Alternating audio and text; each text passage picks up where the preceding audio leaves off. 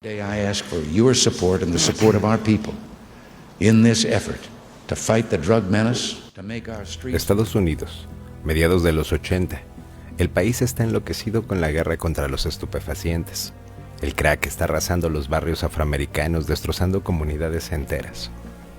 En Washington, un presidente republicano promete acabar con el flagelo. Y en las sombras de Centroamérica, una guerra sucia financiada y dirigida por la CIA está en su apogeo.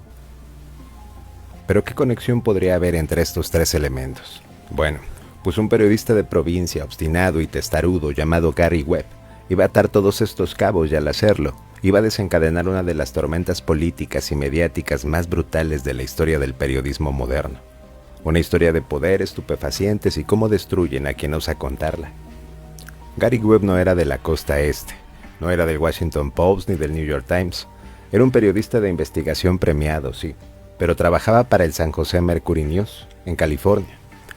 En 1995, una pista lo llevó a una historia que sonaba a ficción, que los rebeldes contras nicaragüenses, financiados por la CIA, luchaban contra el gobierno sandinista y estaban traficando polvo blanco a Estados Unidos.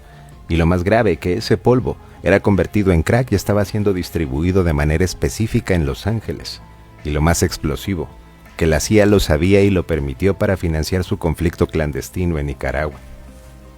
Webb pasó meses investigando, siguió el dinero, las armas, la sustancia, entrevistó a traficantes condenados, excontras, policías, encontró testigos claves como el traficante nicaragüense Danilo Blandón, quien bajo la protección de la DEA suministró toneladas de polvo blanco al notorio gángster de Los Ángeles, Freeway Ricky Ross. Blandón admitió que su operación apoyaba a los contras. En agosto de 1996, el Mercury News publicó la serie de 3 partes Dark Alliance, Alianza Oscura, y no la publicó solo en papel, la puso en una página web rudimentaria con gráficos interactivos. Fue una de las primeras bombas periodísticas de la era digital, y vaya que explotó. La historia se volvió viral antes de que esa palabra siquiera existiera, especialmente en las comunidades afroamericanas. El mensaje era claro y devastador. Tu gobierno introdujo el crack en tus barrios para financiar una guerra ilegal. La rabia era palpable. El Congreso recibió miles de llamadas, hasta el reverendo Jesse Jackson y miembros del Caucus Negro del Congreso de Estados Unidos exigieron una investigación. El Caucus Negro es un grupo de legisladores afroamericanos en el Congreso de Estados Unidos. La CIA estaba bajo un foco de atención que no quería. Pero aquí es donde la maquinaria se pone en marcha. La respuesta no se hizo esperar, y no vino de la CIA directamente, vino de donde menos lo esperaba Gary Webb, de sus colegas.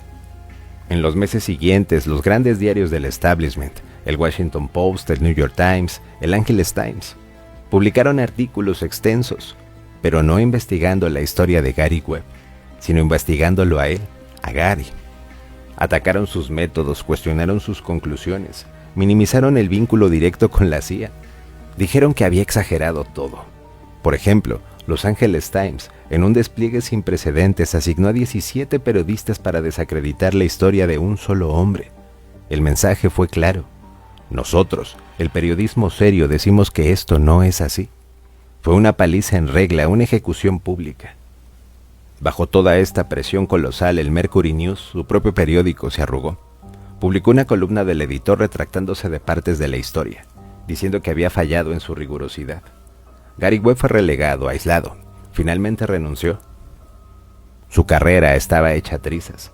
La narrativa pública se convirtió en: Gary Webb era un periodista irresponsable que creó una teoría conspirativa. Los hallazgos centrales de su investigación, el vínculo con el polvo blanco y los contras, la permisividad de las agencias, se perdieron en todo este ruido. Webb luchó. Escribió un libro detallando toda su investigación y la presión que vivió. Pero el daño ya estaba hecho. No pudo encontrar trabajo estable en el periodismo. Perdió su casa, su matrimonio se rompió, y el 10 de diciembre de 2004 fue encontrado sin vida en su apartamento, con 2 balas en la cabeza. La policía declaró que él se había quitado la vida, algo que muchos no creemos, dada la naturaleza de su trabajo. Difícil de creer. Y es que poder darse un segundo tiro en la cabeza en el mismo lugar es algo así como imposible. Y la ironía final, amarga y trágica, llegó años después de que Gary partiera de este planeta.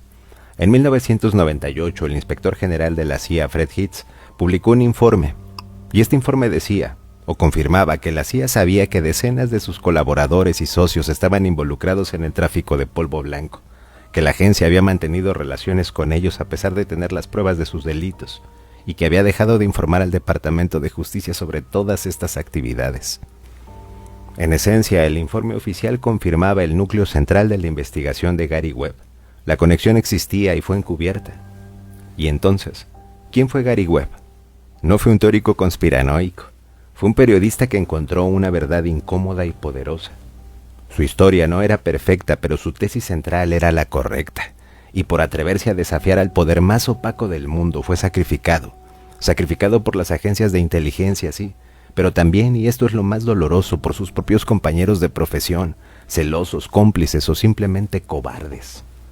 La historia de Gary Webb es un manual sobre cómo el poder de un imperio, ahora en decadencia, protege sus secretos. Es una advertencia sobre los límites del periodismo cuando se enfrenta al gobierno de los Estados Unidos y es, sobre todo, una tragedia personal. La próxima vez que escuches sobre la epidemia del crack, la guerra contra los estupefacientes o el intervencionismo de Estados Unidos en Latinoamérica, recuerda el nombre de Gary Webb. Recuerda al hombre que intentó contar la historia completa y pagó por ello con todo. Su legado es una pregunta incómoda que sigue resonando. ¿Cuántas alianzas oscuras más están esperando hoy mientras nosotros miramos hacia otro lado? Si llegaste hasta aquí, gracias por ver y recuerda que la historia no se repite pero rima. Prohibido olvidar.